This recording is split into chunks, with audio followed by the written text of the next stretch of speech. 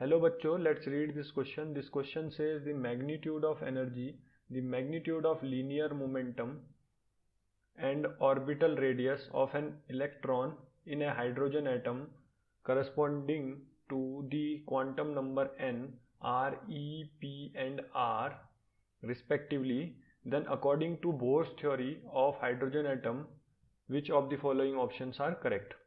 तो हमें इस क्वेश्चन में क्या पूछा गया है कि अगर E जो है वो मैग्नीट्यूड ऑफ एनर्जी है, P जो है वो मैग्नीट्यूड ऑफ लीनियर मोमेंटम है और R जो है वो ऑर्बिटल रेडियस है इलेक्ट्रॉन की हाइड्रोजन एटम में corresponding to quantum number n, तो हमें क्या बताना है कि बोर्स के थ्योरी के अकॉर्डिंग कौन सा ऑप्शन जो है ये करेक्ट होगा या कौन सा रिलेशन E, P और R में वो सेटिस्फाई करेगा। तो इस क्वेश्चन का जो की कॉन्सेप्ट है वो है bourse theory of hydrogen atom.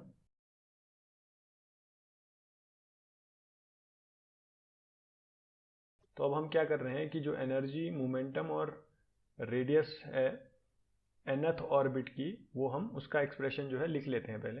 तो जो एनर्जी का एक्सप्रेशन होता है E is equal to minus 2π² k² z² e की power 4 me divided by n² h²। तो इस जो इक्वेशन में 2π² k² z² e की पावर 4 me और h² जो है वो कांस्टेंट है, मतलब ये हाइड्रोजन एटम के लिए कांस्टेंट होती है। तो इसको हम लिख लेते हैं C1, जो पूरी टर्म है C1 डिवाइडेड बाय n²। केवल हमको इस क्वेश्चन में क्या पूछा है, n के साथ प्रोपोर्शनैलिटी बतानी है।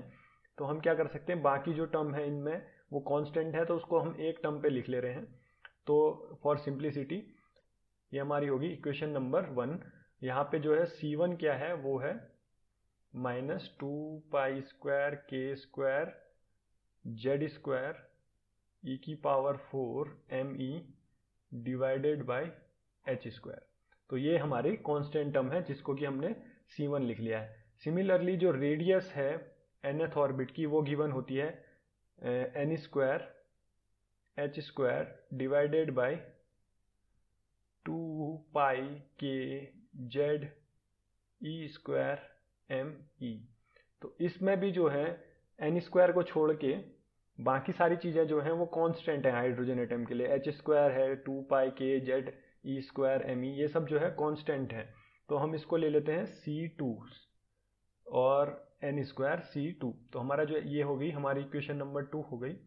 यहाँ पे जो है C2 क्या है, ये कांस्टेंट टर्म क्या है वो है h² divided by 2π k z e² me।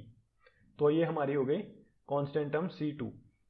अब हम देखते हैं एक्सप्रेशन लीनियर मोमेंटम का। तो linear momentum is equal to mass times velocity. तो मास टाइम्स वेलोसिटी ये एक्सप्रेशन हम कहाँ से फाइंड करेंगे, बोर के सेकंड पोस्टुलेट में, जहाँ पे हमको पता होता है जो एंगुलर मोमेंटम होता है mvr is equal to nh/2π। तो हमको केवल यहाँ पे mv चाहिए, तो mv इज इक्वल टू हो जाएगा nh/2πr। अगर r से हम डिवाइड कर देंगे तो वो क्या हो जाएगा, mv बच जाएगा।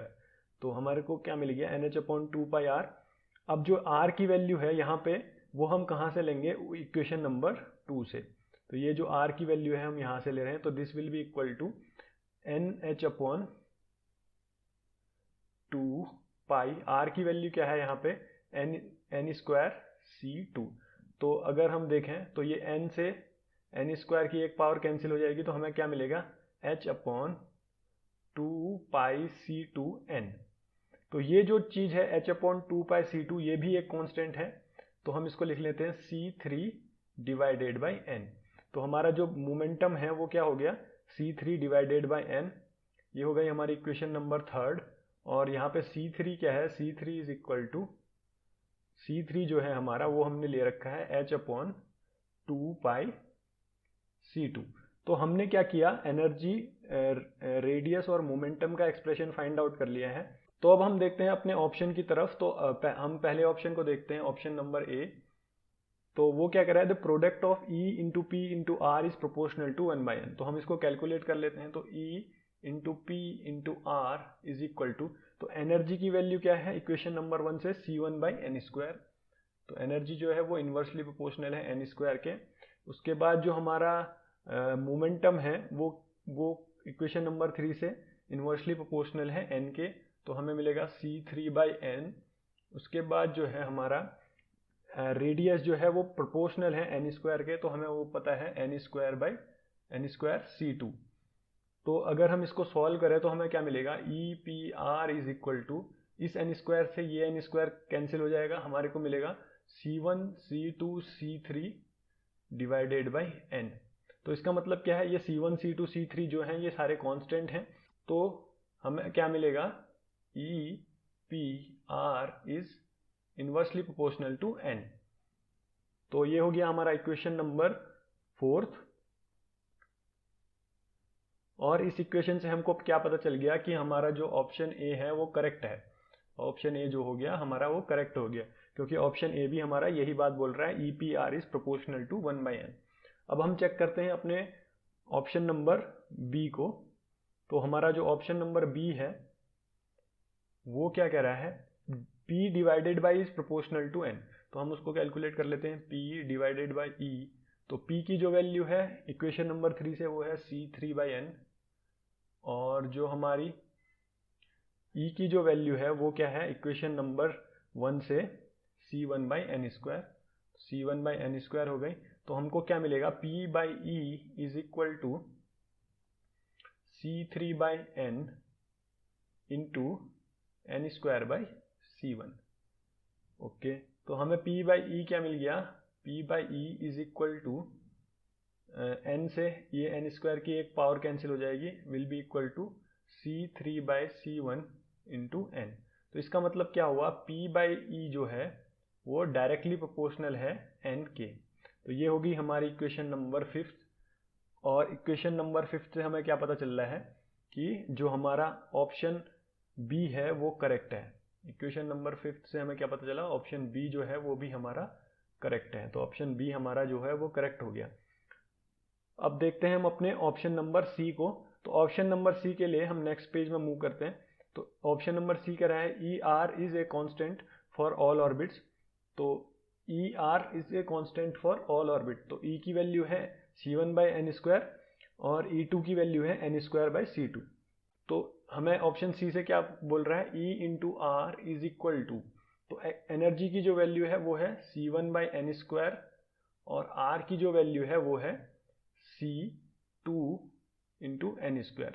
अगर हम ऊपर देखें इक्वेशन नंबर 1 और 2 को, तो हमें क्या मिलेगा, इक्वेशन नंबर 1 से क्या है, एनर्जी जो है वो c1/n² है और R जो है वो n² इंटू c2 है इक्वेशन नंबर 2 से। तो हमें E इंटू आर क्या मिल गया, product of E into R will be n² से n² कैंसिल हो गया, तो ये हो गया c1 इंटू c2। तो ये क्या हो गई, कांस्टेंट क्वांटिटी है, क्योंकि दोनों जो c1 है और c2 है वो कांस्टेंट हैं। तो ये हमारा जो हो गया इक्वेशन नंबर 6 हो गया। और इस 6 इक्वेशन से हमें क्या पता चला कि हमारा जो ऑप्शन सी है वो भी करेक्ट है। तो हमारा ऑप्शन जो सी है वो हमारा करेक्ट ऑप्शन है। अब आते हैं हम ऑप्शन डी की तरफ। ऑप्शन डी कहता है P times R is proportional to n।